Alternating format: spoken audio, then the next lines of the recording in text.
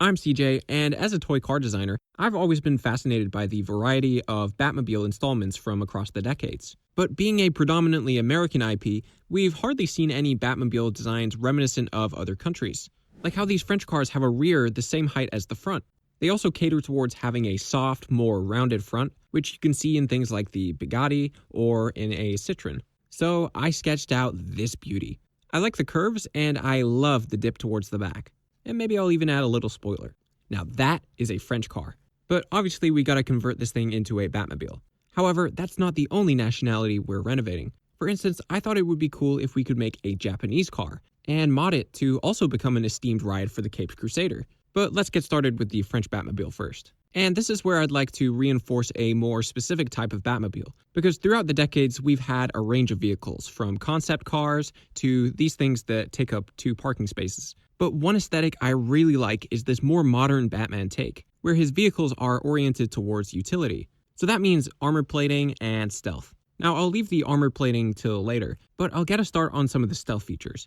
And for this, I had the idea of adding barricades to the windows, creating these little slits to make it harder to see inside, similar to something you'd see in the armored Kuruma in GTA Online. Whereas the Japanese car is probably going to incorporate some of the more eccentric elements of earlier Batmobiles, focusing on the more geometric shapes littered throughout the Tim Burton era, while also staying true to fundamental Japanese car design. And speaking of which, the silhouette of a Japanese car is almost opposite to a French car, where the rear of the car is often elevated much higher than the front of the car, turning the car into something of a dart. And in accordance with this, we can take the raised rear and turn this into a winged spoiler shape, reminiscent of bat wings we see in countless other iterations. Now, back to the French variant, I've done something a little different from my usual cars. Usually I just mark out the impression of doors, but I really wanted this to feel tactile. So I created these sunken-in edges that feel like a heavy riot shield. But something I still need to lean into for this car is the French inspiration, because it's all well and good to make a French-looking body and design a Batmobile around it, but there are still some core features that haven't been addressed. For example, the French aren't too bothered by making a car perfectly symmetrical, or doing something strange like tucking the wheels in behind the body of the car,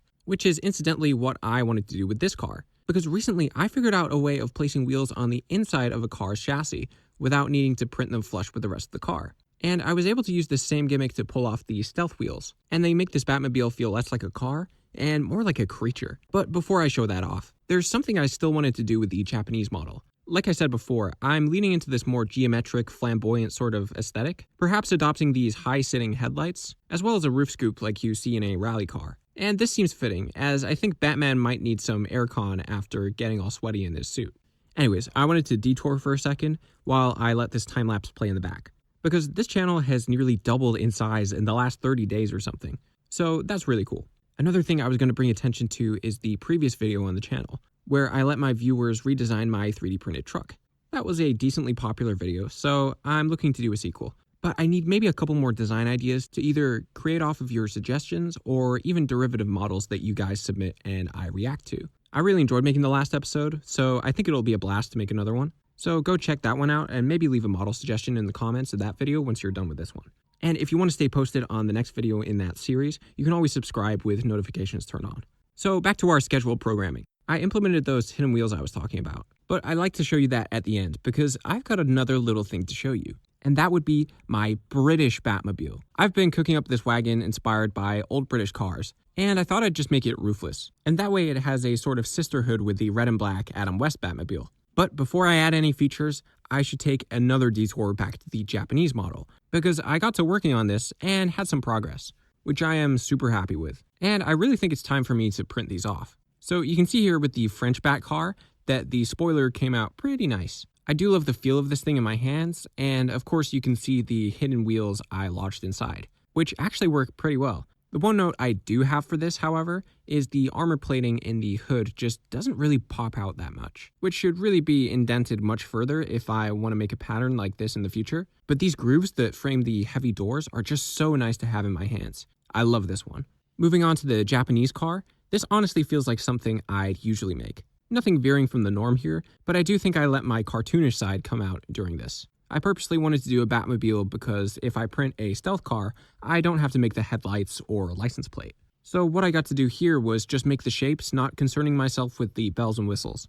just the pure prototype. Now, does this feel like Batman? I'll let you decide. But lastly, the British Batmobile.